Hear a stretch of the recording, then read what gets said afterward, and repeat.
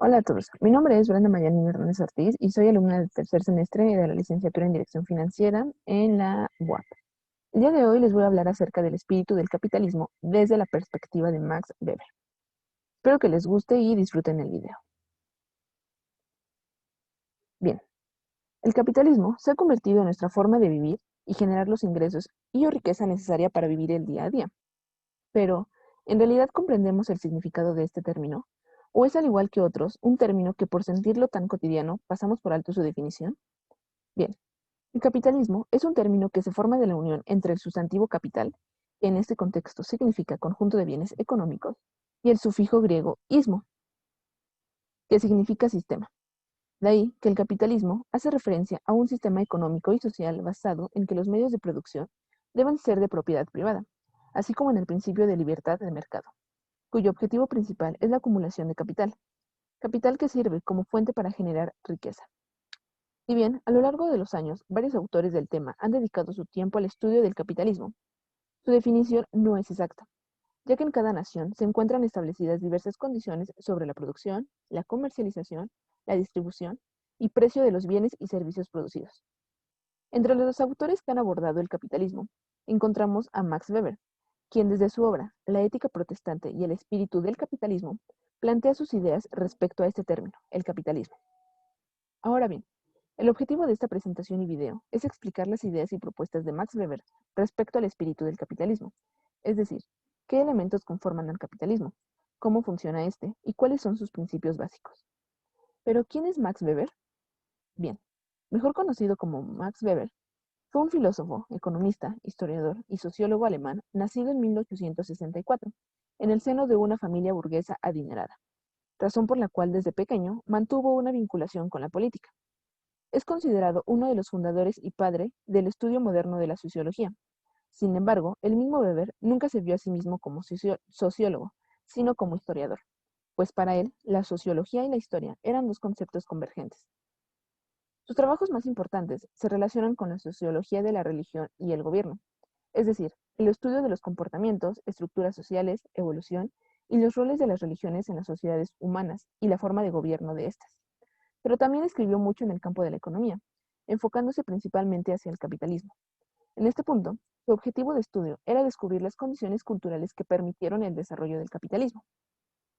Ahora bien, entrando al tema central de la presentación, el espíritu del capitalismo es el capítulo 2 de la obra de Weber titulada La ética protestante y el espíritu del capitalismo, la cual fue publicada en 1905 como libro, después de la recopilación de los ensayos del mismo autor realizados entre 1904 y 1905. En dicha obra se presenta la tesis de que el origen del espíritu del capitalismo tiene un fundamento religioso, en especial en el protestantismo. Antes de exponer el nexo entre el capitalismo y la religión, Weber recurre a textos de Benjamin Franklin para explicar el espíritu del capitalismo. En dichos textos, encuentra de manera sintetizada lo que él entiende por espíritu del capitalismo, es decir, por esa nueva mentalidad económica que se forma en la Edad Moderna. De estos textos, Weber rescata 5 frases en concreto. Considera que el tiempo es dinero, es decir, el tiempo destinado al ocio no solo se gasta, sino que se derrocha. Considera que el crédito es dinero, que no es sino el hecho de que cuanto mayor sea el tiempo que el dinero se encuentra en crédito, generará más intereses, de tal manera que se puede acumular una cantidad considerable si se tiene buen crédito y capacidad para emplearlo bien. Considera que el dinero es fecundo y provechoso. El dinero puede generar dinero si se coloca de manera acertada, de manera que a más dinero invertido, mayor es el producto, pues el beneficio se multiplica con rapidez y en forma constante. Considera que un buen pagador es amo de la bolsa que quiera, y es que es cierto que al que se le conoce como puntual pagador en el plazo convenido, es merecedor en todo momento del crédito otorgado por los demás. Nota minuciosamente tus gastos e ingresos. Con dicha acción es posible observar cómo los más insignificantes gastos se van convirtiendo en grandes sumas, que en caso contrario podrían ser los ahorros. Y es en estas expresiones donde, según Weber, se trasluce el espíritu capitalista, pues en ellas se encuentra la formulación de una ética que considera como un deber moral el ganar dinero, omitiendo de toda consideración ningún interés de tipo individual como la felicidad o el placer del individuo, de tal manera que ganar dinero se convierte en un fin en sí mismo, al que todos los demás fines le están subordinados. Sin embargo, en este punto, lo que llama poderosamente la atención en la mentalidad capitalista es el elemento de irracionalidad que contiene, la entrega absoluta al trabajo.